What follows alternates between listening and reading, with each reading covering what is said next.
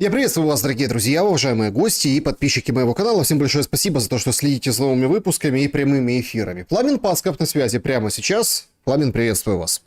Приветствую вас и вашу большую, растущую, зато очень любознательную аудиторию в этой золотой осени 2025 года. Правда, она не только золотая, но и политически очень жаркая.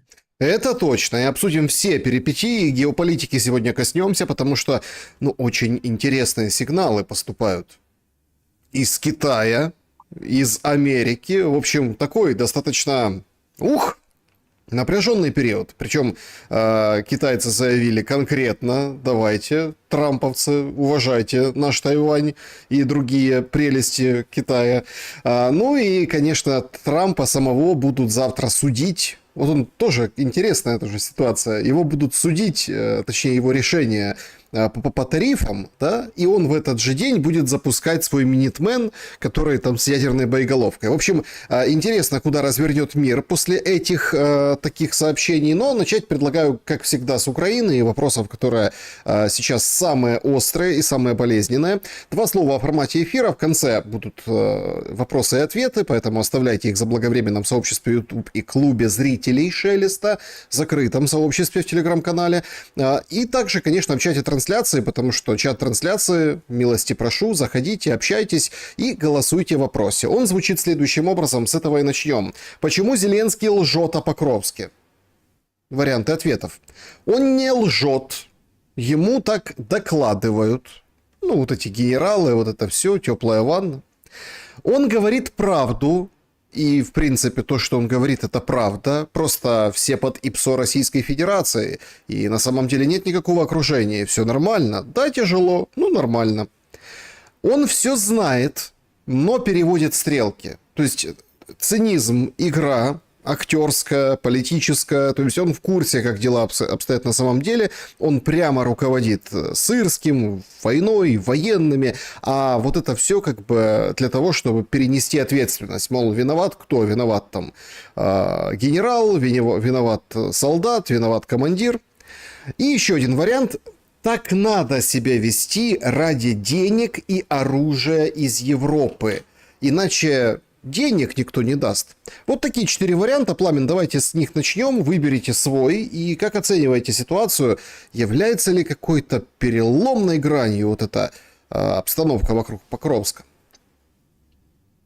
75% вариант номер 3, 25% вариант номер 4.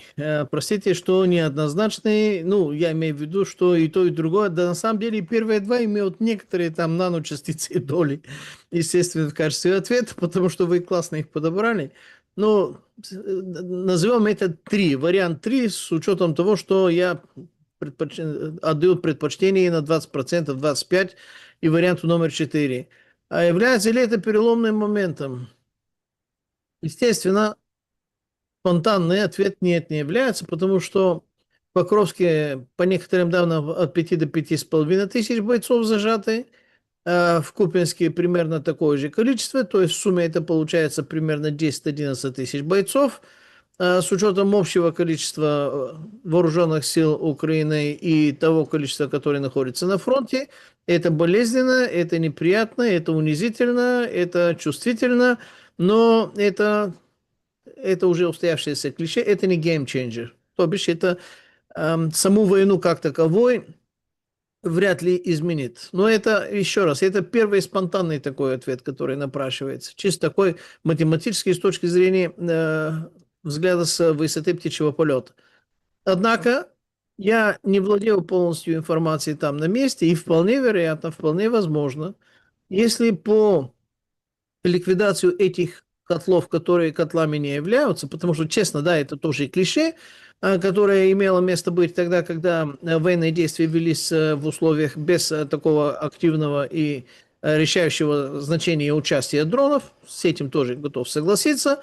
Но, тем не менее, я видел в телеграм-каналах, и я уверен, не только я их видел, наверное, 95-98% из нашей с вами аудитории тоже видели огромное количество сдавшихся бойцов. Да, естественно, это дипфейк, это кремлевская пропаганда, это снимали в студию Мосфильм, это снимали там ну, своими собственными могущественными такими дипфейковыми средствами, но, тем не менее, некоторые такие кадры смахивают на достаточно такую практически достоверность. Коли это так, коли такое немаленькое количество уже сдается и предпочитают жизнью перед смертью, гарантированной, причем мучительной, причем не признанной, потому что твоя родня даже не будет знать, что ты умершь, им ничего не выплатить, и твои кости собаки и другие там дворовые и польские там животные будут растаскивать, и даже нормальной похороны не будет вообще-то. Но если это приведет к тому, что не было достаточно времени у вооруженных сил Украины подготовить инженерные запасные следующие, скажем так, многослойные рубежи именно в этом регионе, то вполне вероятно это может привести к прорыву фронта, как минимум на одному из этих двух участков. И дальше это будет уже вопрос количества, качества управления вооруженными силами Российской Федерации, до каких рубежей они смогут достичь. Поэтому сказать просто так легкой рукой, что нет, ну да, 10-11 тысяч это неприятно, это Иловайск, и это, ну, Дебальцево, что называется, ну, практически повторение, ну, не совсем повторение, но примерно так, измеримые масштабы, можно это так сказать. Ну, ну нет, это может привести к... У нас, знаете, в Болгарии есть такая пословица, уверен, что и в русскоязычном мире такое есть. Маленький камешек телегу переворачивает. То есть иногда достаточно маленький камешек, чтобы телега перевернулась и на обочину вообще-то встала. Так что это может быть вполне не маленьким камушком, который может большую телегу перевернуть, и там можно рвануть. Знаете, эти две вероятности, что ничего не будет изменено, либо именно так это будет изменено, у меня 50 на 50.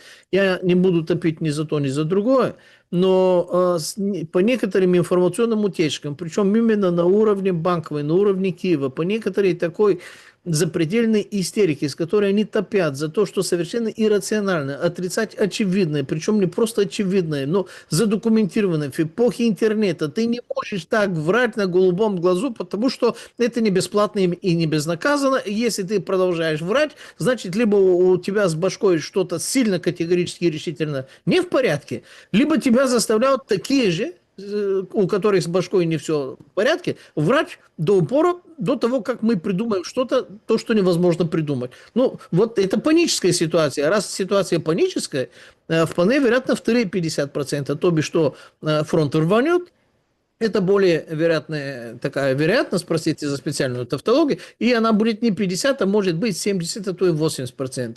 И не будет технологического времени достать каких-то резервов, подтянуть с других краев фронта и так далее и тому подобное. Ситуация, очевидно, идет, ну, не на часов, наверное, но на считанные дни. А вот за считанные дни туда притащить все необходимое, либо резервы, либо там залатать, но они уже уткнулись нос к носу, это уже городские бои. Здесь 3 бойца, здесь 2 бойца, это уже как Сталинград, немцы с советской армией. Ну, а как? Кого ты туда подтянешь? Армия Паулюса, она есть армия Паулюса, другого Паулюса нет. Других таких там Ну, нет. Пламен, ситуация на самом деле такая специфическая, и тут именно не сколько военный, наверное, нужен комментарий, а политический. Смотрите, Зеленский, среди прочего, вот там есть, и пока что он лидирует в нашем опросе сегодняшнего прямого эфира, пункт о том, что так надо себя вести, ну, потому что денег не дадут, да, денег, оружия и так далее. Ну, так надо. Все понимают, но, в общем, так надо именно бросать вертолеты, высаживать ГУР, уничтожили их, не уничтожили. Понимаете, сейчас на самом деле очень такое время благодатное. Вчера целый день рассказывали, в общем, видео жуткое, где выходят мирные жители. Ну, видно по походке, что они пенсионеры. Да, они с флагом вот это вот идут, а по ним, в общем, по мирным бьет дрон. Вчера говорили, что это дрон ВСУ, сегодня это перехватили, говорят, это дрон российский, то есть россиянин уничтожил мир. То есть, опять-таки, на дроне не написано, да, на этом человеке, он даже сам, он, конечно, не выжил, но он даже сам бы не знал, кто его, чей дрон его лишил жизни, понимаете. И вот это сейчас идет вот такая информационная борьба. И в этом эпизоде, наверное, вся суть происходящего с точки зрения гражданских людей, гражданского населения. Причем те, которые в тылу находятся, прежде всего.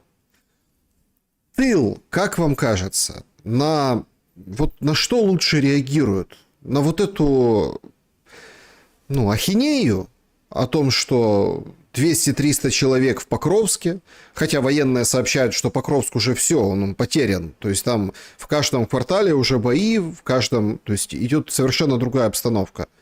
По Купянску точно так же там фиксируют продвижение туда на юг. А в Купянске вообще 60 человек, понимаете? Это вот Зеленский так говорит. Вот это нужно, получается, для тыла, вот такая картинка о том, что, смотрите, все хорошо, воюем, зачищаем. Сейчас там Буданов высадился. Сегодня же опять Буданов. Показали фотографии о том, что он сидит в штабе, работает, так сказать, да, вот эти ястребы прилетели, деблокировали горлышко вот это и завели новые силы. То есть деблокировали и не вывели солдат, спасая их жизни в условиях полуокружения, а наоборот, деблокировали и завели новых, чтобы продолжать вот эту молотиловку.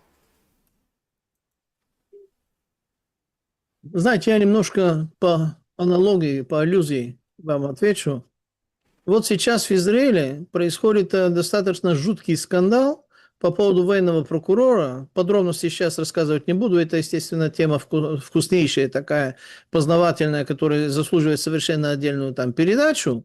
Но суть в том, что военный прокурор мало того, что соучастничала в этой мерзости, которая там издевательство с заключенными, мало того, что она сама слила вот всю эту фактуру, ну, она там исчезла, потом ее нашли, слава богу, что называется.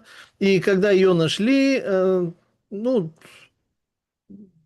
ее арестовали. И главный итог в израильском обществе, что я вынес из этих несколько дней, когда я следил за этой фактурой, что уже, если врут на таком уровне, потому что она лжесвидетельствовала и в Конституционном суде, главный военный прокурор, еще раз, государства Израиль, уже никакой веры нету у израильских граждан, у израильских бойцов своим институтам, в том числе и военным. То есть доверие как таковым разрушено. Разрушено одним каким-то военным прокурором, вот этим каким-то действием, которое длилось пару-тройку, несколько дней, назовем это так.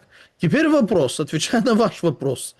А руководство Украины, банковые, 95-е квартальные, они врали, никогда не врали, или они врали в сотни раз больше, чаще и системнее, чем этот военный прокурор Израиля. И таким образом, сразу главный вопрос. А может ли выиграть страна, народ, государство, который не верит своим руководителям, потому что эти руководители так заврались, что черному белому говорят и ясному дню говорят, это темная ночь. И говорят это не разовым образом, что, может быть, там голова переболела, температура там поднялась, кто-то стукнул, где-то что-то ошибся, а делают это уже 4-й год. Я не припоминаю, конечно, могу ошибаться, но я не припоминаю ни одного случая, когда украинские вооруженные силы попадали в такие абсолютно безнадежные условия, чтобы им было разрешено хоть раз этим верховным главнокомандующим, чтобы они оттуда ушли, не сдаться, а ушли. А он всегда настаивал стоять насмерть, как будто это не знаю что. И всегда эти бойцы либо погибали действительно насмерть, либо сдавались в плен, потому что это хотя бы форма жизни, и оставались живых, а потом то же самое. Каждый раз, когда они попадались, никогда этих бойцов никто не берег и не относился к человеческой жизни как к какой-то серьезной, высочайшей ценности, потому что земля – дело наживное, территория – дело другое, но человеческая жизнь должна быть ценнее всего этого. И в Израиле, кстати, я раз сказал про Израиль, знаете, меня поразили там 2014-2015 год, у меня был знакомый, который, русский православный, который оказался иудеем по происхождению, и, там, зову предка, там, и любознательностью своей, коротко говоря, он махнул в Израиль, вот православный с православным крестом таким, хотя это, мягко говоря, нонсенс, но это сейчас обсуждать не будем. И он отслужил даже в Сахал и принимал участие даже в каких-то боевых действиях. Сейчас это неинтересно. То, что меня поразило. отношение в израильской армии к своим солдатам, когда их инструктировали, обучали. Он мне это рассказывал очень подробно. Рассказывали им, если вы попадете в плен, говорите все, что знаете. И у нашего человека челюсть отвисла. Как нам говорили держать, стоять, насмерть, не сдавать, базу, всякое такое, терпеть, как белорусский партизан на допросе в гестапо. Не-не-не, ребята. Ваша единственная главная задача, чтобы вы остались живы. Все остальное наши проблемы. И все остальное наша задача, чтобы мы вас вытащили из этого плена, мы вас спасли. Наша, ваша главная ценность, чтобы вы остались живы. Говорите что угодно. Рассказывайте, сдавайте все, что угодно. Мы уже учли все, что вы знали. Мы уже приняли меры. Так что вы об этом не переживайте. Ваша единственная задача остаться в живых, в плену. Вот такое отношение к израильской армии. Именно поэтому эта израильская армия сражается с арабскими армиями уже с 1948 года в соотношении там 10-15 к 1 и больше, и дальше, и страшнее, и все равно все еще они и воюют, и побеждают. А когда тебе не то, что не говорят, а тебя вообще за человека не считают, и оставляют тебя там погибать, и говорят там что-то насмерть, всякое такое и прочее и тому подобное, ну как, куда? Какая лояльность у тебя должна быть к этой армии, к этому государству, к этому верховному главнокомандующему? Как ты должен к этому относиться? Какая нахрен победа вообще-то возможна в таких случаях? Даже если соотношение украинских вооруженных сил к российским было бы ровно наоборот. То есть, если Украина была бы 4-5 раз больше, чем Россия. Как с таким руководством ты можешь победить? Ну что, это против человеческих... Погодите, получается, Украиной какие-то неправильные евреи руководят? У нас же много таких есть конспирологических теорий, что это условно все потому, что, специфическое руководство. Какие-то не такие? Очевидно.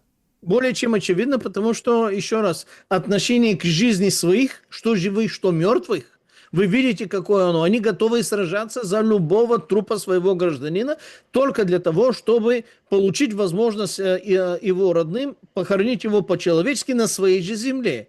Потому что у всех, практически у всех, да, это небольшое слово, у всех гражданинов Израиля есть четкое понимание, что государство нам должно обеспечивать нашу жизнь и безопасность. И всегда, когда наша жизнь уходит, это уже ответственность государства, чтобы хотя бы и наш труп вернули обратно на нашей земле любыми путями, любой ценой, любыми деньгами, любыми военными действиями.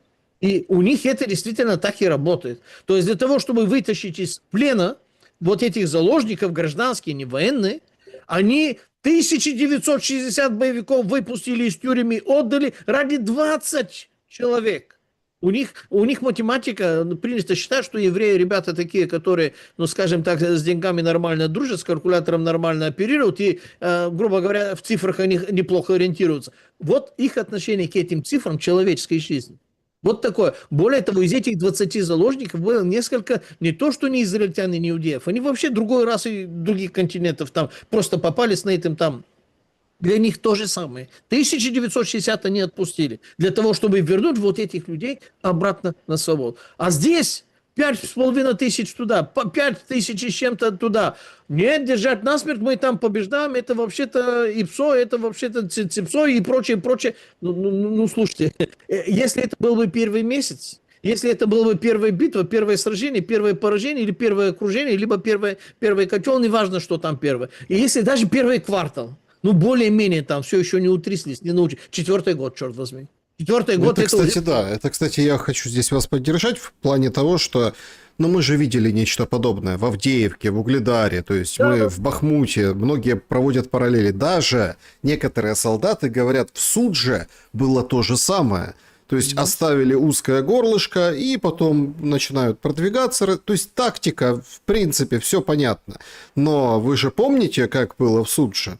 Никак ВСУ не объявляли, что они там вышли, отошли, еще что-то. А еще и прихватили лишнего, имеется в виду Сумская область. Вот этот вот километраж, зона так называемой безопасности. Насколько, если попробовать оценить, взрывоопасна политическая ситуация может быть для Зеленского, ввиду того, что, давайте прямо говорить, да, он говорит одно, депутаты там без угла, говорит, лгут, лжет Зеленский, говорит откровенную неправду. Причем интересно, что он молодец, он хороший, но это такие командиры плохие, они плохо его информируют. Ну, так она формулирует. Военные с передка говорят, что, ребята, это катастрофа, надо уходить было еще раньше, вчера. Действительно ли на фоне потери Покровска может создаться, не революционная ситуация, но очень, очень тяжелая атмосфера, или мы просто, скажем так, перелистнем эту страницу, как и раньше, как и с другими вышеперечисленными городами, и будут воевать дальше. Александр, есть пару пословиц. Первое. Дерево рубят 100 ударами топора, но падает оно при последнем. А чашу можно наполнять многими там миллилитрами воды, но первая капелька, которая сверху, она уже приводит к тому, что это выливается. Естественно, сравнивать это с предыдущими эпизодами, можно сказать, что будет все то же самое, как и раньше. Однако, вполне вероятно, в этот конкретный раз может случиться то, что уже исторически бывало. Причем я приведу пример не с местной там истории, а с моей родной болгарской истории Первой мировой войны, когда солдат действительно бросили в примерно такие же условия. Наши солдаты сражались против британцев, там, французов, там, там много кого было, снабжения никакое, голод, чума, холера, все прелести Первой мировой войны, и даже патронов недостаток. Коротко говоря, людям, наконец-то, когда там прорвало фронт, потому что они прорвали, потому что просто народу не было достаточно, потому что народ сильно разреженный были, солдатский народ, я имею в виду, но солдаты злые, босые, голодные, поднялись и пошли спонтанно, не просто на бунт, а так называемое солдатское восстание, и они дошли недалеко от Софии. И тогда болгарское правительство, что чести, конечно, ему вообще не делает, сделали, естественно, логично, спасали свою шкуру, подняли каких-то юнкеров там и кадетов с пулеметами, которые просто их расстреляли в месиво, потому что у солдат были ружье, патронов-то не было, и именно поэтому они проиграли, и поэтому они фронт не удержали, нечем стрелять было, не то, что есть вообще. Так что такие жестокие моменты, наверное, есть в любой истории, любого народа, вполне вероятно, и истории Российской империи. Там тоже были такие эпизоды, когда некоторые боеприпасы имеются в избыток, но только для твоего калибра ружья, либо там артиллерии нету ничего, а другие ты смотришь как коллекционные вообще-то наличности. Естественно, были, мягко говоря, сильно неприятные ситуации на фронте, которые в конце концов вылились в Великой Октябрьской социалистической революции, которая вот сейчас, через пару-тройку дней, дата опять подойдет, и некоторые будут говорить, что не-не-не, этого не было, и вообще-то к этому надо относиться по-другому. Другие скажут, не-не-не, об этом надо было забыть еще 30, если по возможности не 300 лет назад. Коротко говоря, у каждого свое отношение к этой дате, к этой, может быть, величайшей дате 20 века, потому что другого подобного не было. Сейчас, когда этих ребят туда бросают, вполне вероятно, эти удары топора приблизятся уже к финальным 95, 98, 99 ударов, после сотого, которого дерево падает, то бишь народный гнев или там спонтанные какие-то там. Я не знаю, в славном городе-герое Киеве, наверное, осталось немало родственников и этих, которые сейчас там зажаты, и тех, которые уже погибли, и те, которые числятся в без вести пропавшие, и те, которые были не то что утилизированы, которые были брошены своим верховным главнокомандующим. Регулярно, я еще раз настаиваю на то, что я не припоминал ни одного случая, когда он отнесся к людям как к людям, и когда он им позволил спасти жизни, погон и службу свою и вернуться, отойти от этих рубежей на какие-то другие запасные рубежи, но остаться в живых. Ни разу.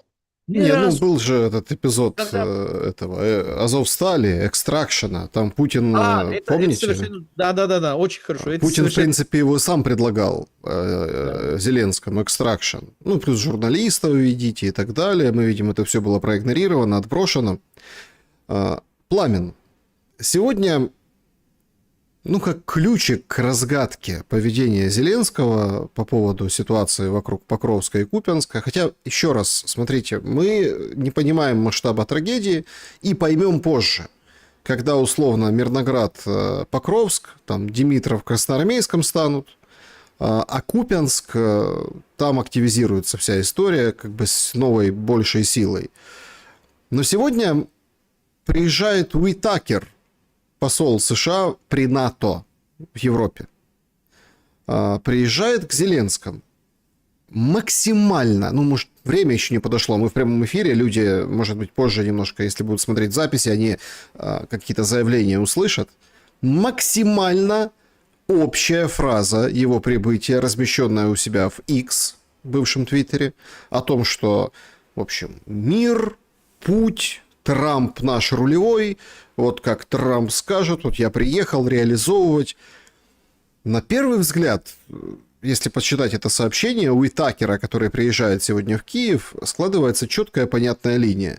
Он приехал обновить ультиматум Трампа, обновить условия Трампа, сопоставить с днем сегодняшним прошедшее время с момента, когда Трамп показывал Зеленскому карты, когда вот это вот мусолились томагавки, которые тоже вроде как начали мусолиться по новой, да, вот эта вся пена, давайте сейчас опять. Но это было буквально до вчерашнего дня, когда Трамп сказал четко и понятно «нет», а его еще даже спросили, а что может быть последней каплей? Нет последней капли. Соответственно, Уитакер что-то привез. И вряд ли это там, оружие, деньги и всецелая поддержка до тех пор, пока там, ну, столько, сколько нужно Украине. Соответственно, он привез какие-то, возможно, обновленные условия. Что думаете по этому поводу? Какие это условия могут быть? Ввиду того, что четкий посыл Трампа надо дать довоевать или дать событиям развиваться, ну, мы с вами обсудили ярчайшую вспышку одного, да, участка фронта или там двух участков фронта, событий, которые развиваются.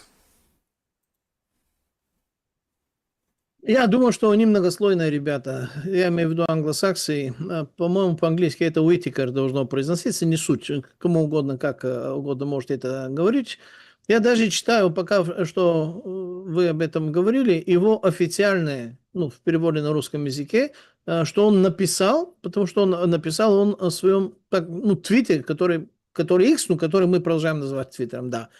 Я довел до сведения, что эта бессмысленная война должна прекратиться, и что мир, достигнутый благодаря усилиям президента Трампа, единственный жизнеспособный путь вперед. Я думал, что он здесь лукавит. Я думал, что он здесь лукавит просто потому, что 2 или 3 дня назад, сегодня у нас 4, значит 1, значит 3 дня назад, Зеленский вышел и бодрячком сказал, что очень скоро будут наши дальнобои на территории России, цели уже определены и добро уже есть. А Трамп, как говорил, что томагавки нет, ну как, ну то, что мы постоянно каждый раз, естественно, обсуждаем, так внезапно Пентагон дал зеленый свет, и остается только одна уже подпись Трампа с указанием, с какого числа, куда, где, как запускать. Я думаю, что до того, как томагавки вообще появятся на территории Украины, я практически не сомневаюсь, что когда-то они появятся. Вопрос количества, вопрос качества, вопрос дальнобойности, вопрос сценариев и режимов и возможностей применения мы обсуждали, поэтому повторять не будем. Там много вариантов. Но до того, как появились томагавки, я припоминаю, что была договоренность, что к концу сентября, начало октября, а у нас уже начало ноября, должны были появиться вот эти ракеты ЭРАМ. Вот эти ракеты ЭРАМ, которые в сумме 3350, потом стали немножко там отрицать, потом говорят, так мы производим вообще-то в год от 800 до 1000, то есть 3350 это общий объем, который растянут на долгие, на многие годы. И так. Тем не менее, если они действительно появятся, ну, или уже появились, что, скорее всего, более вероятно, то запуск и применение вот этих ракет с радиусом действия, по-моему, 470 километров, ну, 400 называем условно, дабы как-то сильно как-то не ошибиться, но они достаточно глубоко и неприятно могут вонзиться в территорию России, естественно, по выбранным болевым точкам. Не просто так, потому что это тоже не дешево, но так вонзиться. То есть Уитакер здесь говорит, что давайте мир. Ну, я не думаю, что у Уитакера либо у Трампа есть какие-то проблемы сказать Зеленскому, что с завтрашнего дня или с 12 часов нуля сегодняшнего вечера бой прекращается с вашей стороны. У него таких проблем нет. У него проблема, как договориться с Кремлем, потому что, еще раз, у них ситуация не то что абсурдная, а ироническая. Но в конкретном случае это ироническое, наверное, не самое правильное слово. У Путина и у Трампа нету разногласий и разнобоев, что будем делать после прекращения огня, после прекращения войны, после перемирия. У них там сразу договорено, что начинаем снятие санкций, соответственно, бизнес, усвоение, российскую Арктику. Вообще-то, ой-ой-ой, прекрасно. Там вопросов у них нет. Если есть, они только косметические, тактические, дидактические. А вот когда, на какие условия и на какие рубежи и каким образом надо сейчас прекратить огонь, у них пока что разнобой. В результате чего Трамп просто продолжает увеличивать болевые приемы в сторону России, как экономическим образом, путем давления на Китай и на Индии. С Индией пока что вроде бы и получилось, потом сказали не получилось, а потом опять сказали получилось, и она прекратила.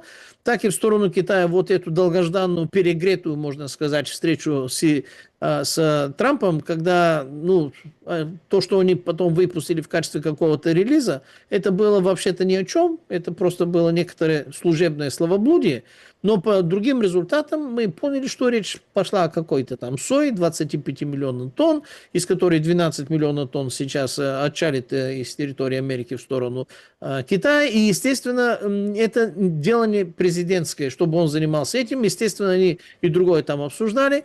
И по действиям некоторых китайских банков, а говорят и пару-тройку китайских портов, которые все еще не разгрузили и, наверное, не разгрузят вот эти корабли, суды, танкера российского теневого флота, наверное, некоторая количественная договоренность все-таки по поводу какого-то сокращения какого-то этого органического добра достигнута. Как это скажется? Ну, как скажется? Наверное, вернее, не наверное, я в этом уже уверен. Я уверен, что Китай согласился сократить не намного и продолжать покупать, и Индия на это согласилась. Однако, они приняли главные условия Трампа. А главное условие Трампа было, вы будете покупать российскую нефть, если будете покупать. Если вы сильно настаиваете, и вы не согласны со мной, что вообще-то вы должны прекратить покупать, но не на 45% скидкой, а по цене не больше, чем $47.5 за баррел. А это, мягко говоря, в 2 с чем-то раза сокращает, то, что называется surplus, то бишь наживой для России, и что входит в российском бюджете. Потому что есть, конечно, издержки по поводу добычи вот этой нефти и так далее и тому подобное. То есть они, наверное, сейчас, вернее, Трамп сейчас ждет, что я ракеты отправляю, я вот Пентагон зеленый свет даю, я немножко сейчас буду там заниматься Украиной, аккуратненько, и буду ждать, пока Путин сам белый такой уже упадет, тепленький, хорошенький, более покладистый, что мы уже договоримся. Правда, вполне вероятно, что у него есть договоренности с Путиным. Дай мне хотя бы Покровск, вот там, Лиман. Не, подождите, стойте. Это как-то выглядит как какой-то, как бы так сказать, какой-то, очень искаженная трактовка реальности. Вот вы говорите... Какая часть? Последняя или другая часть? Смотрите, сейчас по порядку давайте. Смотрите, вы говорите, даст ракеты в каком-то виде, по какому-то... Так они договоренные уже. Смотрите, они договоренные. Ракеты будут, эрамы, и томагавки будут. В общем, рано или поздно что-то будет. Смотрите, какая сейчас ситуация. Какие-то борты садятся в Венесуэле, договор подписывается. То есть они могут, эти томагавки, закончиться, ровно как в Венесуэле у Мадуро орешник появится. Так, навскидку, понимаете? То есть мы сейчас находимся в очень интересном геополитическом пространстве. Соединенные Штаты Америки, вот сейчас давайте геополитически рассмотрим, а потом переместимся, детализируем. И про Китай, да, и про Китай, про Россию отдельно скажем. Смотрите. Ракеты в Украине, окей. Тогда ракеты в Венесуэле. Раз. Да, правильно. Завтра стреляет Трамп своим минитменом. Там будет без, в общем, радиоактивного заряда или там ограниченный какой-то заряд. Короче, он будет тестировать свою ракету. Он это делает вдогонку за Путиным. Китай сказал, нет, мы в такие игры не играем, у нас есть и хорошо. А если что, там Ким Чен Ын потестирует. Путин показал буревестник, рассказал, что там есть Посейдон, буревестник, пожалуйста, вот смотрите, мы тестируем. Трамп тоже гонится за этим и тестирует. Ситуация вокруг Венесуэлы очень напряженная. Но Трамп отнекивается, говорит, нет, не будем, будем как-то по-другому. И уже есть сигналы в прессе. Ну, опять там сложно. Вы не раз это отмечали, что глобалистская пресса, она подмывает Трампа, она его как бы всячески... Ну, потому что в Америке шатдаун, в Америке куча проблем, в Америке, ну, вот таких политических много инсинуаций, госдолг опять-таки, да, и это все вот накладывается. Завтра суд, я упоминал по поводу, Верховный суд, по поводу тарифов. Вообще, может Трамп вводить тарифы? И гипотетически Верховный суд говорит Трампу нет, и все тогда полетело прахом. Ну, вся эта геополитика, которую он строил с начала президентской каденции, вот этой, Трамп. Ну, там, надо будет перестраивать как-то. А с другой стороны, вот ты сидишь и думаешь, а чем Трамп еще может повлиять на вот эти страны геополитически? Ну, только войной и только тарифами. Ну, то есть, получается, придется войной влиять. Ну, проблема. И... мы видим очень интересную ситуацию, когда условно там издержки России на войну, и это не дай мне только Покровск, Пламен, это хотя бы Покровск, тут не другой идет, ну как масштаб цифр. Значит, издержки Россия тратится на войну, Европа тратится на войну, Америка зарабатывает, и хоть как-то, да, может конкурировать с глобальным югом, Китаем.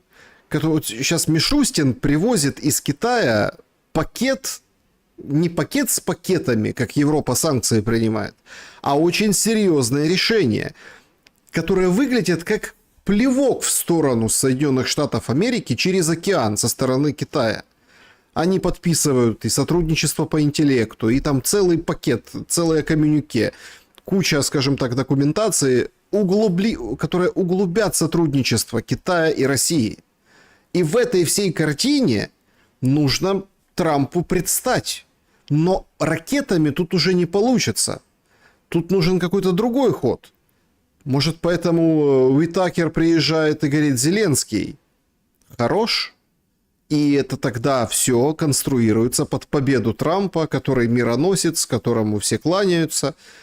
Европа делает аплодисменты, потому что, давайте так, Зеленский, который вчера выходит и говорит, а я не знаю, что в плане Европы, это сигнал жуткого давления Запада для того, чтобы обеспечить Трампу хоть какую-то победу.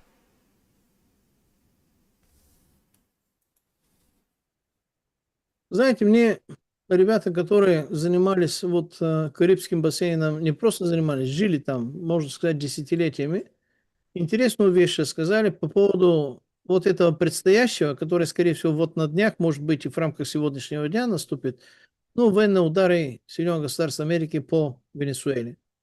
И в прошлой каденции Трампа тот же самый, кстати, Марко Рубио, который тогда был то ли конгрессменом, то ли сенатором, по-моему, сенатором был, они пытались убрать Мадуру, вставить Гуайдо, принимали его в качестве Хуана Гуайдо, в качестве чуть ли не официального президента и всякое такое. Сейчас, ну, не будет Хуан Гуайдо, как-то о нем подзабыли, Мария Курина Мачадо.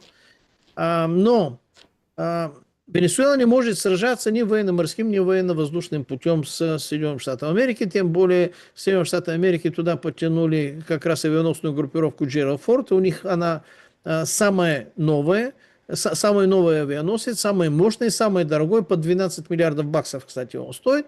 То есть он может действительно воевать с государствами, как группировка, не как один корабль. Они даже попасть в нем не могут, не то что утопить, я имею в виду венесуэльцы, у них просто этого нет, не суть. У них есть другое, и не только у них. Они прекрасно понимают, что Трамп приходит за редкоземы и районы Эсекибу, за золото, за боксита и за нефти, которые больше всего. Благо, американские рафинерии заточены и спокойно обрабатывают венесуэльскую нефть, а все остальные рафинерии, поскольку они этим не занимались, у них с этим будут технологические проблемы, которые, конечно, наверное, можно решить, но это не быстро и не легко, и не дешево. Но весь этот, даже не юг Америки, а, наверное, вся южная половина Америки, там присутствие латинусов, там присутствие картелей, там присутствие тех, против которых Трамп якобы борется, потому что Трамп не нападает на Венесуэлу, потому что Венесуэла имеет нефть. Трамп бьет по этим там лодкам, потому что там наркоторговля. Забыли про то, что 50 с чем-то процента из наркоторговли приходит из Колумбии, 40 с многих процентов приходит из Мексики, и каким-то чудодейным образом сейчас одна Венесуэла в этом виновата. Но говоря об этих наркокартелях, которые действительно тоже некоторые удары терпят, так они могут такое устроить, что Black Lives Matter покажется им, ну, мягко говоря, дворовым пацанским хулиганством. Ну вот так. У него тогда ни нацгвардия, ни армия, ничего не будет хватать. Если они действительно соберутся и устроят там, где они могут, а они контролируют уже не миллиардами, они уже контролируют, согласно тех же самых Соединенных Государств Америки, наркокартели контролируют триллионные бюджеты на территории Соединенных Штатов Америки, а не просто в мире. На территории. То есть у них судьи, у них глав, скажем так, полицейских управлений, у них везде все. У них сенаторов, у них конгрессменов захотят, могут устроить действительно очень большую веселуху, которая будет называться и выглядеть как гражданской войной США. Есть другие люди, которые тоже могут это сделать и будут это называть вот в таких целях. И тогда неважно, как он будет бомбить Венесуэлу, Каракас, неважно, попадет ли он в Мадуру и убьет ли Мадуру, неважно. Там уже веселуха будет уже конкретно совершенно другая. Они попробуют сделать из США большого Сальвадора, ну, до прибытия Наима Букеле. Да, у них получится, скорее всего, частично, не так конкретно, потому что Сальвадор, масштабы и там другие, там легче, проще было. Ну, еще раз, до Наима Букеле. Кстати, а кто Наима Букеле вообще-то к власти так подпустил и помог ему, чтобы он утвердился? Он сам своими плечами, своими мышцами, отжатиями спортивной бойцовской натуры, что ли, там стал?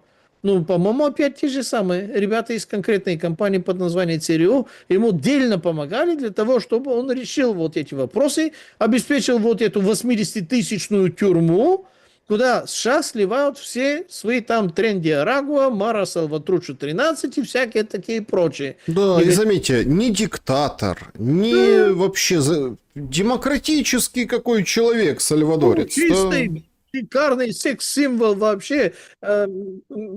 Мокрые мечты для многих американских светловолосовых голубоглазых девушек. Вообще шикарный. Дальше больше некуда.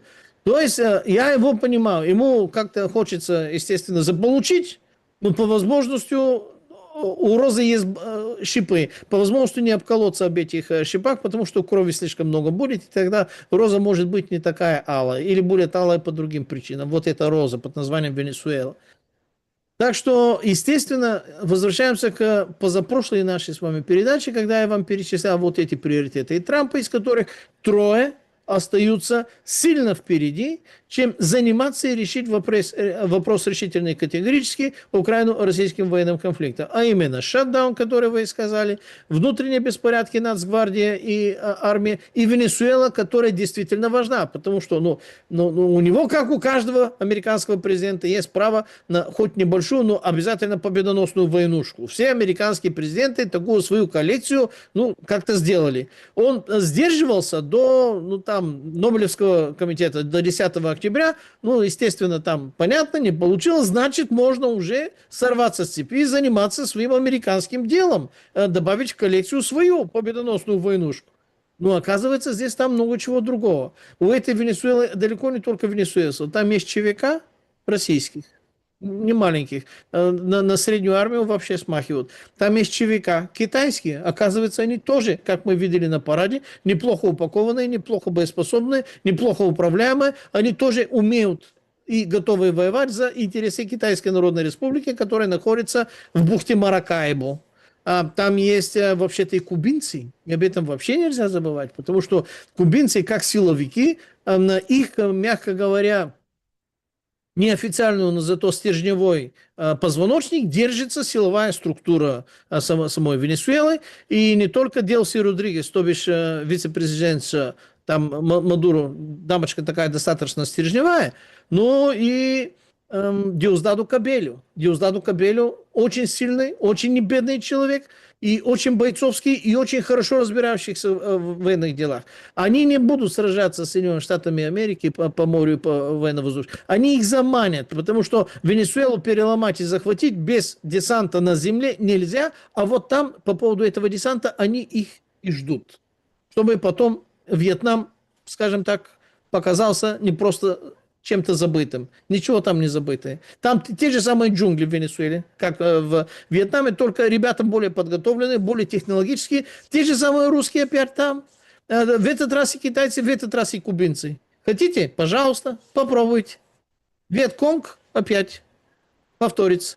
И что с нефтью? Что с внутренним, скажем так, с репутацией Дональда Фредериковича Трампа в Америке? Если он там промахнется, если он там провалится, я не знаю, как он дотянет даже до промежуточных выборов. Я думаю, что это будет уже, ну, серьезно это будет. Ну, опять же, это рассуждение над чашкой чая и другими безалкогольными напитками. Я могу, конечно, ошибаться. Пламен, Мишустин в Китае, значит, привозит массу новостей, которые абсолютно не сочетаются с трендом, которое задают западная пресса. Причем Китай углубляет сотрудничество с Россией, и оно достаточно выглядит мощно. Ну, вот эти там новые решения. Значит, о чем говорили, о чем сообщили. Значит, Россия и Китай единым фронтом становятся против вызовов. Совместная борьба с ревизией итогов Второй мировой. Взаимная поддержка по всем ключевым вопросам, безоговорочная. Авиасообщения расширяют передвижение людей между странами. Москва подтверждает: Тайвань — это Китай. Пекин за безопасность, стабильность и суверенитет России. Углубление торгово-экономических связей, технологических в том числе. Там искусственный интеллект, создается общий регулятор искусственного интеллекта. Это идея Си Цзиньпина. О ней вторил и Лукашенко на своей Минской конференции по безопасности. Понятно, об этом говорит и Путин неоднократно. Экспертный совет и Всемирная организация. Внимание, Всемирная организация по искусственному интеллекту создается. Ну и понятно, космос, Луна, Арктика. То есть основные проекты, которые подписаны. Причем примечательно, что это не просто такая детализация сотрудничества на экономическом поприще, а еще и, внимание, на идеологическом. Многие это отметили. Ввиду того, что на этой неделе нам Бессен сообщал, вот эта сделка США-Китай, как одно с другим будет стыковаться? Кроме того, вы, наверное, пропустили, что они собираются углублять контакты по всем направлениям космической деятельности, поддерживать проекты по созданию лунной станции, будут искать там присутствие американцев, если оно когда-то было, и координации миссии по исследованию Луны. Ну да, вы там то, что с Мишустином, вот это коммюнике, результативное, скажем так, по поводу этой встречи, мягко говоря, в разы длиннее и на порядок серьезнее, чем то коммюнике, которое мы видели по поводу перегретую, сверхожидаемую встречу Трампа с товарищем Си. Я все равно считаю, что Китай будет сражаться единственно только за свои китайские интересы.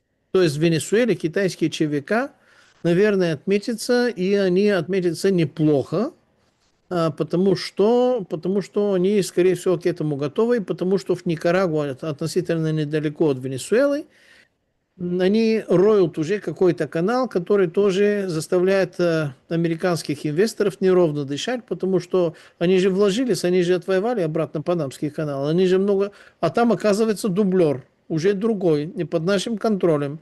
И эта часть Мезоамерики становится формальным островом, то есть сообщение между Тихим и Атлантическим океаном будет уже как минимум 2. Небось, если там китайцы занимаются, этот канал может оказаться даже более удобным и эргономическим, нежели панамский, где нужно там поднимать, опускать вот эти корабли, где ширина такая-сякая. Если китайцы действительно там амбицируются, они могут его сделать просто таким хорошим, широким, чтобы нормально плавать без никаких этих. А таким образом, естественно, увеличится грузопоток и увеличится судоходство. Если это комфортнее, шире, удобнее, то кому нужен вот этот панамский с определенными, скажем так, кульбитами, когда можно это сделать и попроще. Так вот, я думаю, что Китай за это будет сражаться. И когда вы сейчас все это перечислили, действительно ставим на весы и то, и другое, я думаю, что Трамп будет вынужден созывать под знаменами тех стран Аукуса, вот все там подчиненные территориально местные страны. Благо, почти у всех этих стран, которые они намерены поставить под знаменами Аукус, элиты, либо ближайшая родня элит, они в Лондоне, они в Америке, они в других там теплых, хороших англосаксонских, приятных, зажиточных местах. Чего стоит один король Таиланда, так он десятилетия не был вообще-то в Таиланде, хотя он король Таиланда, и он действительно верховный монарх. По поводу Индонезии тоже много чего можно сказать. По поводу Филиппин, вот, наверное, ваша аудитория не знает, но был такой классный диктатор, я с кавычками это беру, Родриго Дутерте, который не просто боролся с наркотрафиками, с этими там исламским государством, запрещенных в разных приличных странах мира, которые там безобразничали, но он вообще-то жестко на них отвечал, но позволял себе тогда называть Барака Хусейна Обама II, тогдашнего президента США, вот такой бранью, вот нецензурной, причем публично это делал, не просто в кабачке. Вот сейчас его упекли в тюрьму за то, что он безобразничал в качестве президента. То есть новый президент, он уже подлизывается и стелится перед вот этих там англосаксонских, и в качестве доказательства готовности и жеста доброй воли он демонстрирует, что он сделал с бывшим президентом, который позволял себе огрызаться, видите ли, вот всемогущим олимпийским богам англосаксонским, что называется. То есть сейчас они готовятся. Я не знаю, когда и как это будет. Я знаю, что Китай возьмет Тайвань, и это будет без войны. Вернее, это будет без войны между Китаем и Тайванем. Но там вполне могут быть настоящие военные действия, которые будут звучать как провокации, будут нам рассказывать как какие-то там выходки. Может быть, даже миротворческая операция будет называться. Туда подключат Южную Корею, туда подключат Северную Корею, вернее, Китай подключит Северную Корею, туда подключат Японию. Такаичи Санай, она такая улыбчатая девушка, но ей придется, потому что Япония все еще какая-то никак военно-оккупированная и военно-побежденная страна, и военно-оккупационную базу на Окинаве никто оттуда не убирал, она там есть. И все остальные страны будут играть вот это свое значение. Потому что Китай, еще раз, они уже не просто расползаются. Китай ведет себя не как телурократия, согласно учебниках геополитики. А Китай уже 1,5 десятка лет, если не 2,5 десятки лет, уже ведет себя как таласократия. То бишь, как то, что должно быть забронированное геополитическое поведение для морских стран государств, в скобках англосаксов и других там подобных им. Они уже в Африку контролируют 80% редкоземов, без которых Америка не может производить свои чипы, военные технологии, всякое такое, вынуждены закупать у Китая. Они уже в Мезоамерику лезут, они уже в Венесуэлу глубоко влезли, они в Никарагуа влезли, в Карибском бассейне влезли. Поэтому я, честно, не хочу быть на месте Трампа. Решать все эти задачи, не решив даже свой собственный, в третий раз сегодня, напомним, это очень важно, шатдаун и внутреннее военное противостояние между Нацгвардией и армией с этими бандгруппировками, которое продолжается, которое не закончилось. То есть не закончилось победой для американского форменного оружия. Можно еще выборы в Нью-Йорке вспомнить. Вот они начинаются, и там есть ставка Трампа, который призывает голосовать за одного, да, но, судя по всему, там вообще победит. В общем, будем наблюдать, конечно. Это будет вот конкретный маркер, да, силы и веса Трампа, да, и контроля над ситуацией таким городом, как Нью-Йорк, прежде всего, это очень важно. Значит, Рёбке, пока мы с вами обсуждаем, выходит, говорит, что 85% Покровска контролирует российская армия. Признаков, что контрнаступление Украины, которое там на северо-западе, ну, это Буданов, черные ястребы, признаков того, что они дало какие-то результаты, нет. Это тут публикуют Рёбке вот сейчас. То есть мы понимаем, ситуация с Покровском развивается, и, судя по всему, как вы говорили, там дни, вполне вероятно, что часы могут остаться до официального, скажем, да, ну или хотя бы там неофициального, официально, наверное, все-таки там будут тянуть еще интригу, но какого-то там плюс-минус понимания, что Покровск пал. Ну и там дальше на следующий будет Купянск, судя по всему.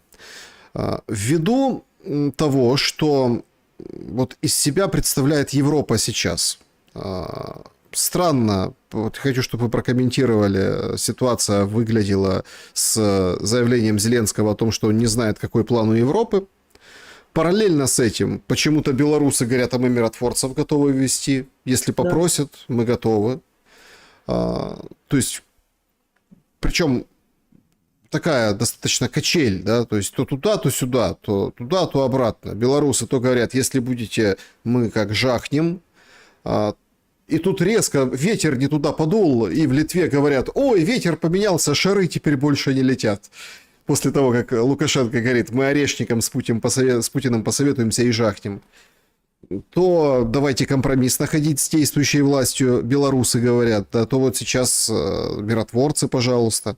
Ну, такие, знаете, из огня до в полымя. В чем заключается план Европы? Будет ли такой? Ведь на самом деле, прям как гром среди ясного неба, сейчас звучит голос Германии, голос Мерца. Он говорит, сирийцы, go home. Вот в прямом смысле этого слова. Вперед, так сказать. Причем Бильд приводит сегодня официальную статистику. Около 1 миллиона сирийцев и граждан сирийского происхождения сейчас в Германии. 980 тысяч. 80 тысяч получили гражданство. Около там 20 это те, которые родились. Ну, то есть статистика такая достаточно подробная.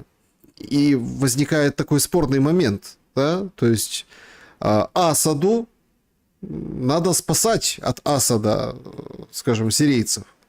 А вот этому вчерашнему террористу надо, наоборот, впихнуть назад людей, которые присосались к немецкому бюджету, к немцам, которые сейчас там живут. Я почему сейчас это привожу как отдельную как бы подтему? Потому что мы видим, как действует Европа.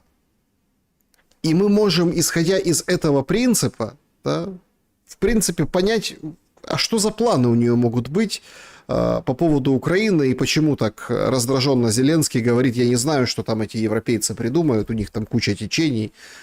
Представляете, это вот выдал он вчера в порыве игры политической Зеленской.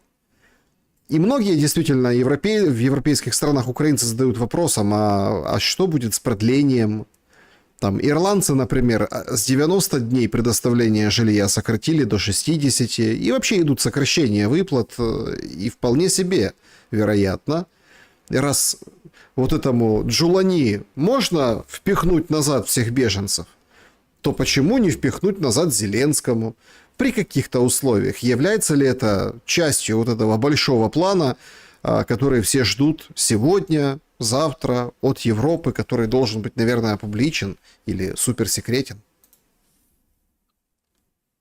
Понимаете, то, что эти 12 пунктов так называемого плана Европы мы, по-моему, даже и в вашей студии обсуждали, и 19-й пакет, который вообще-то был таким позорищем, что, честно говоря, лучше об этом не надо было заикаться. То есть это там был уже диссонанс крещенду, политическое такое, специфическое. А сейчас, буквально неделю спустя, внезапно Мерц поднимает голос, который, если прозвучал бы времен Танты Меркель, это был бы голос, мягко говоря, здравого разума, и мы подумали бы, что Германия все-таки это Германия, и дух Шиллера все еще никуда не делся, и германцы вообще-то за свой здравый смысл и за интересы Германии и германцев, что на самом деле логично и естественно для всех народов мира. Но когда это происходит с таким, мягко говоря, диким опозданием, и когда Зеленский говорит, действительно, я не знаю, какого плана у европейцев, опять нужно сразу внести определенную коррекцию уточнений. Никакой Европы как таковой, как общее единое тело, мозг, решение, политику не существует. Есть коалиция желающих исчез евросоюзных плюс одна неевросоюзная страна, и с которыми Зеленский общается, и от которых он ждет какие-то, что-то он там ждет. То ли денег плюс вооружение, то ли, наверное, мясо, если они вернут вот это украинское мясо с его точки зрения, чтобы затыкать дырки там. То есть от этих стран он что-то ждет. Есть и другие 21 страны Европы, где проходят митинги, где проходят протесты, где например, Фицу сказал ни одной... Вообще Словакия никаких денег не будет давать Украине. Забудьте об этом. 5 раз стреляли в человека, наверное, еще 5 раз собираются стрелять. Но он это сказал с высоты должности своей. От Виктора Орбана тоже ничего не стоит дожидаться. От Польши, которая тоже поменяла, мягко говоря, сильно свое мнение.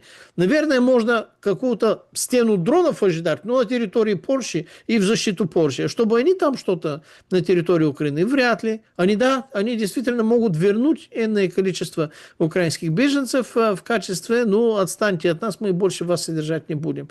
Европа, мягко говоря, в достаточно критическом, не просто тяжелом финансовом состоянии, потому что Франция оказалась какой-то страшной бездной, ямы долговой, а Франция далеко не последняя по количеству, по размерам, по масштабам. То есть Франция достаточно большой камушек, который может опрокинуть вот эту телегу под названием Европа. И сейчас будут запихивать с 1 января и мою родную Болгарию в так называемую еврозону для того, чтобы дотянуться до наших относительно небольших, но все-таки наши же, черт возьми, резервы в количестве там от 40 до 60, там, до 70 миллиардов евро, которые... Если они дошли до вот таких периферических стран, до таких бюджетов, которые, раньше для них, у них плохо с энергетикой, у них плохо с промышленностью, у них плохо с демографией, у них плохо с экономикой, у них плохо с вооружением, у них плохо с военно-промышленным комплексом, и у них очень плохо с политической стабильностью, которая практически не существует уже в большинстве стран Европы. У них плохо, черт возьми, извините за натурализм, с мусором. У них загажено все центры всех больших европейских городов. Им некому убираться, и они порядок у себя навести не могут. Какая нахрен Украина, когда они у себя почистить не могут толком? Просто почистить, просто убраться за собой. Они это не могут. Какая военная помощь, какая войска там вообще-то на территории Украины? Планы есть, политическое решение есть. Бюджеты, скорее всего, выделят в виде долгов, конечно. Совершенно очевидно, что этими процессами управляются людьми, которые не в состоянии этим управлять. Вот эти люди не в состоянии бытовые, рутинные вопросы почистить, убраться за собой в столицах своих, в центрах городах своих они не могут это сделать. Они безопасность своим гражданинам не могут обеспечить. То, что мы говорим по поводу Израиля. У израильского гражданина, который живет в режиме, скажем так, военного лагеря постоянного, у них четкое понимание, что государство обязано мне сохранить жизнь, оборонять и защищать мою жизнь, и даже если я свою жизнь потеряю, государство обязано отвечать перед моими роднями, и мое тело хотя бы здесь. У них четкое представление об обязательствах. Что такое государство? Пламен, что такое государство? Государство это структура, это самая большая коллективная структура личной и коллективной безопасности, которая человечеством придумана. И когда государство не твое, а является колонией, протекторатом, либо подмандатной территорией, то наблюдаем именно то, что мы сейчас и обсуждаем. И оказывается, что действительно символы и знаки государства – это камуфляж. Это уже как насекомое, у которого кто-то высосал жизненные соки, осталась пустая хитиновая оболочка, которая выглядит как насекомое, а там уже внутри никого нет. Вот это и есть эти западноевропейские государства, так называемый Европейский Союз. И Зеленский, который, естественно, категорически не мой герой, в конкретном случае совершенно совершенно прав, и это у него, наверное, крик души, что он даже не понимает, что с этим... Он так старался, английский неплохо изучил, неплохо общается, обнимаются, целуются, вообще, жвачка, джинсы, кока-кола, все применяющие. Так вообще-то он хотел стать одним из и прочее. И они так его и принимают. Мы уже обсуждали почему. Потому что там хороший бизнес, который не соизмерим с любыми другими самыми лучшими из мирно-временными бизнесами, что называется. Но он уже не понимает. А как ему понять? Ему нужно посмотреть в зеркало и сказать, черт возьми, плохо. У них есть проблема с энергетикой, откуда они мне газ достанут? Ну, 115 или 150 тысяч евро кто-то там, я не помню, то ли Эстония, то ли Швеция, то ли какой-то, на газ. А это означает, что эти деньги, 150 тысяч, а не миллионов, попадут даже не на счет Украины, они заплатят кому-то, чтобы они туда какие-то там фуры с этим там жиженным газами и все дела. То есть, если у Европы плохо с энергетикой, от них не дождешься то, что сейчас Россия разрушает инфраструктуру. То есть, как у меня с энергетикой? Зима вообще-то на носу, что называется. У них плохо с деньгами. Это более чем очевидно. Это не пустые слова, это не демагогия, это факт. У них ужасно плохо с деньгами, у европейцев, у западноевропейцев. У Восточной Европы даже лучше, хотя она более нищая, но это формально, это уже клише, которое уже становится немножко неверным. У Западной Европы ужасно плохо с деньгами. В любом смысле этого слова. У них плохо с вооружением, потому что все хорошее, работоспособное, либо произведенное, они уже передали за эти 4 года Украине. А произвести новое нужна, еще раз, энергия и деньги, которые Америка говорит, а вы уже у нас будете закупать. То есть и у Америки надо закупать. И Зеленский стоит, наверное, перед зеркалом, либо там, не знаю, кто у него там душеприказчик, и черт возьми, а как я буду это продолжать? Как я буду задерживаться здесь вообще-то на этом фронте? Нам что, раскошеливаться большому кругу Зеленского, чтобы вытрясти из нас несколько миллиардов? Но это опять же на месяц, на 2, на 3. Они, Да. конечно, Ну, посмотрим. А там посмотрим, как это. Месяц, 2, 3. Значит, друзья, подведем итоги нашего вопроса. Почему Зеленский лжет о Покровске? 4% говорит правду, не лжет. Все другие версии это ИПСО России. 6% он не лжет, ему просто так докладывают, то есть лжет не Зеленский, а Зеленскому. 17% он все знает, но переводит стрелки, ну, снимает с себя ответственность, поэтому так заявляет. Ну и 73% судьбоносное число для Украины, иначе оружия и денег из Европы не дадут. Вот такие итоги, Пламен. Если у первых 10% 6 плюс 4, это не проявление, скажем так, замечательного чувства юмора, которое есть не только у одесситов, но и у всех украинцев, которые я всегда высоко ценил, это не ирония, это я честно признаю, что классно с чувством юмора есть у всех ребят, с которыми я там общался, на территории огромной многострадальной Украины, то мы разошлись, потому что, вы помните, я настаивал на 75% на пункт номер 3, и на 25% на пункт номер 4. Я думаю, что то, что они настаивают на эти 73, а не 75% на пункт номер 4, это вопрос немножко, ну, как-то хочется людям некоторые возмездия. Это эмоциональное решение. Мне кажется, это не рациональное, эмоциональное. Хотя мы, естественно, люди живые, без эмоций не можем. Я в том числе, поэтому не буду переводить. Значит, друзья, давайте буквально в режиме Блиц несколько вопросов, чтобы сильно не затягивать наш сегодняшний эфир. Значит, сообщество YouTube. Виталий. Добрый день, Александр Пламен. 2 вопроса. В войне создателей искусственного интеллекта вы за кого? За Маска или Сэма Альтмана? Какую энциклопедию предпочитаете? Википедия или Грокипедия? Ну и 3. Вам не кажется, что Оруэлл уже благополучно перекочевал в сервер виртуальных помощников? Заранее спасибо за ответ.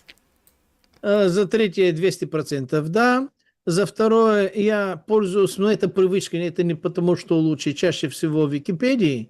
А по поводу 1, я не болел ни за одного из них, благо стараюсь как-то к этому вопросу относиться более бережно, более осторожно. Наверное, в силу роду моей деятельности, я скоро до конца года перейду на несколько платных вариантов, но именно узкоспециализированные, где они уже имеют доступ к не только публичным данным, но и к другим. А вот так сам Алтман или Илон Маск, ни тот, ни другой. Мне бы по-хорошему, чтобы был вообще-то болгарский разработчик искусственного интеллекта мощнейший, который составил бы им конкуренцию, российский, общероссийский, восточноевропейский, нашего большого разрозненного политически пока что народа. Наш искусственный интеллект должен быть. Тогда я двумя руками, ногами и всеми остальными работающими конечностями за. А вот эти там, это не мое. Петр, а что, коалиция желающих не знает реальную ситуацию в Покровске? Доклады только от Зеленского принимает, а не от своих разведок. Ну, возьмет Россия Покровск. Что, денег не дадут? Да еще больше дадут. Вряд ли еще больше дадут, потому что все, что они могли, уже давали. Еще раз, у них ситуация очень сильно не аховая, в том числе и у Великобритании. У Великобритании, которые сейчас внедряют вот этот именно искусственный интеллект, биометрию, дигитализацию, идут люди, которые этому сопротивляются не только не только по улицам Лондона и других городов, а представьте себе, лично Борис Джонсон вышел и сказал: не хочу получать свою зарплату таким образом, не хочу, чтобы это внедрялось таким образом, и вообще-то я против всего этого. Борис Джонсон, конечно, можно относиться к нему по-разному, но сказать, что этот человек не боролся за интересы королевства своего, скажем так, за острова своего, за Лондонграда своего, нельзя. Выглядит он хоть и странно, но он в этом плане абсолютно прямолинейный. Поэтому если он против этого, значит не только он против этого. Значит, если некоторые круги на левом берегу Темзы, которые стояли и всегда стоят за такими, как Борис Джонсон, и они уже тоже против вот этой технологии, которая вроде бы должна была бы упорядочить и улучшить нашу жизнь. По крайней мере, так нам это рассказывают.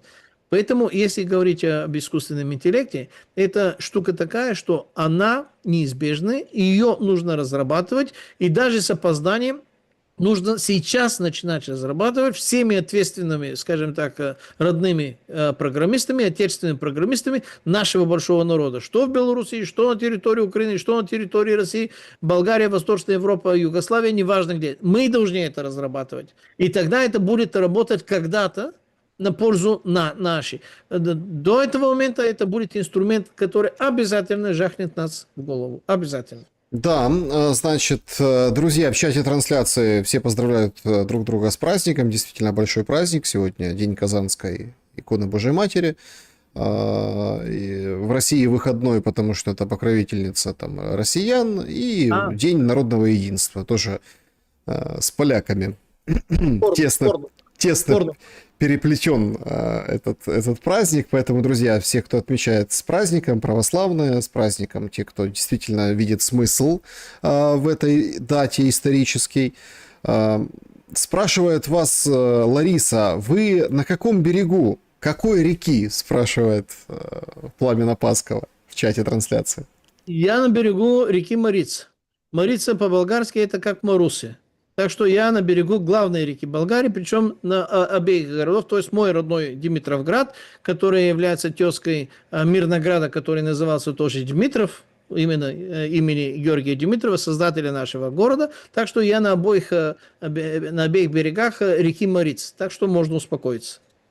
Да, друзья, всем большое спасибо за то, что посмотрели наш сегодняшний стрим. Пламен, благодарю за время и мысли.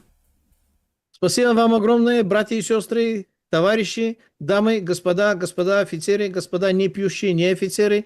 Пожалуйста, выключите телевизоры, включите мозги, включите канал Шелеста, включите шум Шелеста, включите все альтернативные нормальные источники информации, а не дезинформации, потому что они делают это ради всех нас, для того, чтобы разорвать пелену лжи, вранья и демагогии и показать вам торчащие уши сущности над этой пропагандной сеткой. Поэтому будьте здоровы, будьте с нами, продолжение следует. Всего вам доброго. Ох, звучит прям как тост. Друзья, всем большое спасибо. Не прощаемся, сегодня еще увидимся обязательно. Всем добра и света, несмотря ни на что. Увидимся.